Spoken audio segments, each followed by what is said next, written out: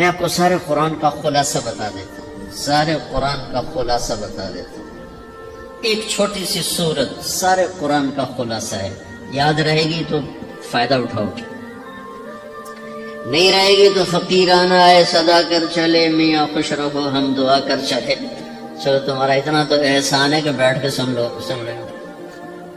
قرآن میرے اللہ کا علم ہے، میرے نبی کی زبان سے نکلا ہے، اور یہ دونوں بے خطا ہستیاں ہیں۔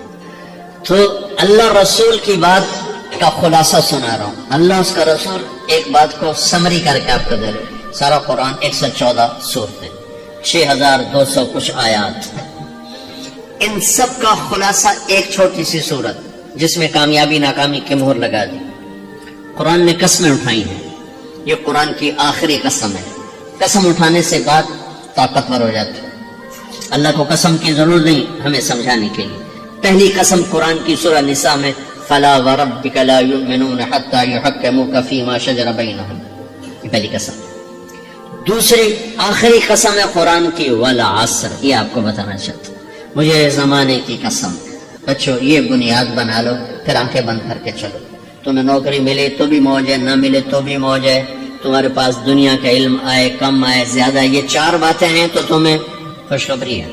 میرا اللہ نے کہا والعصر، مجھے قسم ہے زمانے کی، ان الانسان لفی خسر، ساری دنیا کے انسان یقیناً ناکامی کے سمندر میں ڈوب گئے۔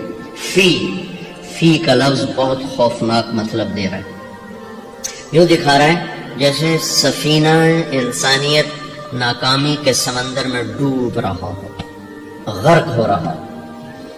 تو پوچھنے والا پوچھتا ہے یا اللہ کوئی بچا، کوئی بچنے کی امید کا؟ ہاں، چار کام کرنے والے ناکامی سے بچ سکتے ہیں۔ اچھا ناکامی کسے کہتے ہیں؟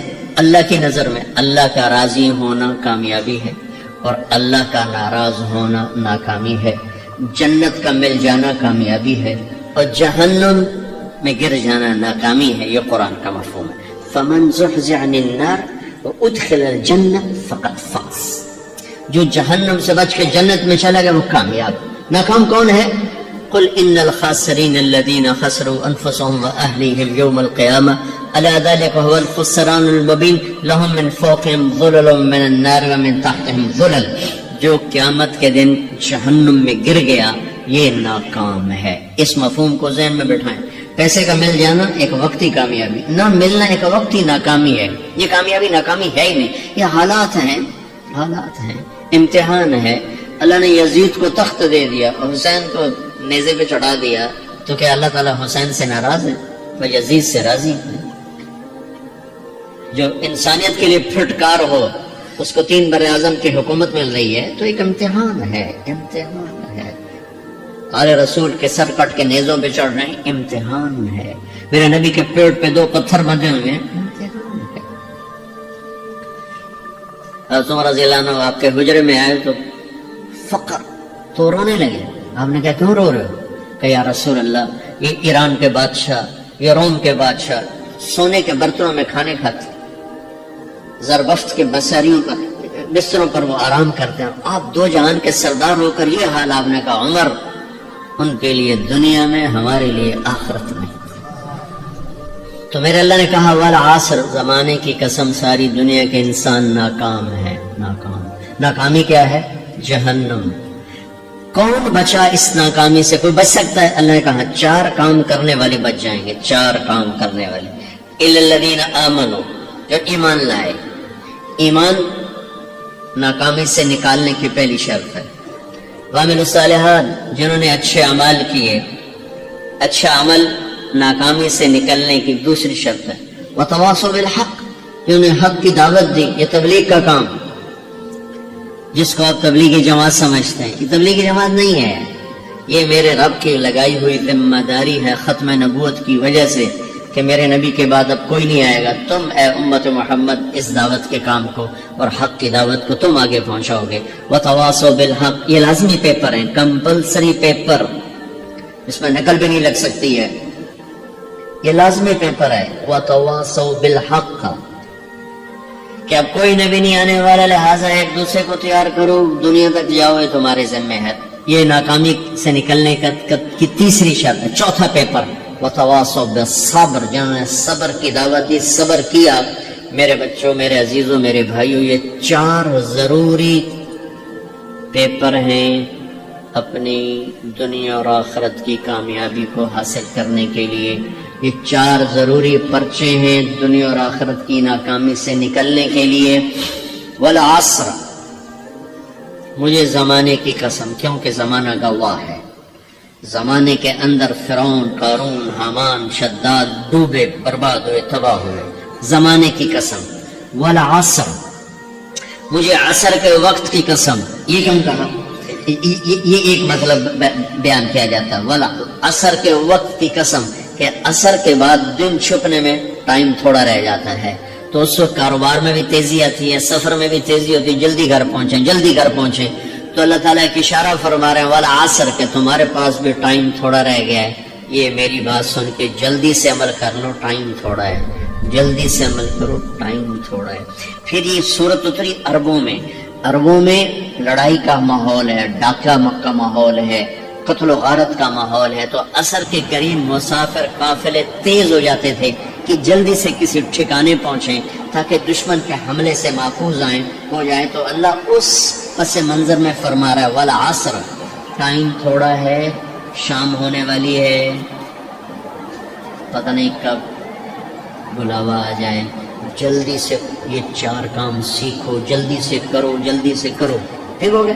تیسرا مطلب والعصر، عصر کہتے ہیں نچوڑ کو، خلاصے، نچوڑ، عصیر، جوس۔ جوس کا کام کیا ہوتا ہے؟ یہ گلاس، یہ گلاس ہے نا، آپ اس میں 1 آم رکھو تو اندر نہیں جائے گا، یہ اٹک جائے گا، اور اسی میں 2 آم کا رس نکالو تو اس میں آ جائے گا، ٹھیک۔ اس میں اب 1 کنو ڈالو، اندر نہیں آئے گا، اسی میں 3 کنو کو نچوڑو تو اس کے اندر اس کا رس آ جائے گا۔ عصیر، نچوڑ نکالنا، نچوڑ نکالنا۔ تو میرا اللہ کہہ رہا ہے کہ تم 114 صورتیں ہیں، تم نہیں پڑھتے ہو، 6000 سے اوپر آتے ہیں، تم نہیں پڑھتے ہو، تو میں تمہیں سارے قرآن کا نچوڑ نکال کر، جوس نکال کر 3 آیات میں پیش کرتا ہوں۔ مجھے اس قرآن کے خلاصے کی قسم، اپنے رب کی بات مان لو، اتنا بڑا نقصان اٹھاؤ۔ یہ بہت خوبصورت مطلب بنتا ہے۔ تو پہلی شرط ہے ایمان۔ ایمان کی شرط لگانے سے کافر ہمیشہ کے لیے ناکام ہو گئے، عمل کی شرط لگانے سے ایمان والے ناکام ہو گئے۔ یہ ناکامی کیا ہے؟ سیدھے جنت میں نہیں جائیں گے، وایا جہنم، اکیلا جسے چاہے معاف کرے۔ عمر بن عبدالعزیز نے حجاج بن یوسف کو دیکھا جہنم میں جل رہا ہے، تو کیا حال ہے کہ جو دیکھ رہے ہو، دیکھ رہے ہو، بس اب تو صرف کلمے کی آس پہ پڑا ہوں کہ کبھی تو جہنم سے نکلوں گا۔ تو یہ اللہ کا کام ہے۔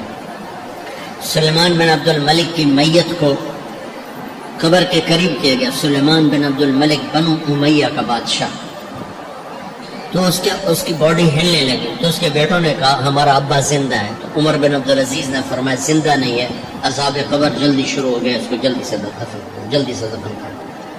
تو یہ میرے اللہ کا قانون ہے۔ ایمان ہے، عمل صالح نہیں ہے تو جہنم سے ہو کر جنت میں جائے گا۔ عمل صالح ہے، وتواصوا بالحق، تبلیغ کا کام نہیں ہے، دعوت کا کام نہیں ہے، تو اب ناکامی کا کیا مطلب ہے؟ اب آدھی کامیابی آدھی ناکامی ہے۔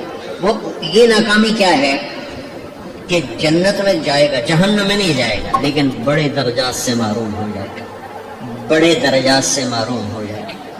اونچے درجات کے لیے تیسرے پیپر کو لینا ضروری ہے، وتواصوا بالحق وتواصوا بالصبر۔ چوتھا پیپر ساتھ لگایا کہ صبر، اگر چوتھی شرط نہیں ہے تو پھر ناکامی کیا ہے؟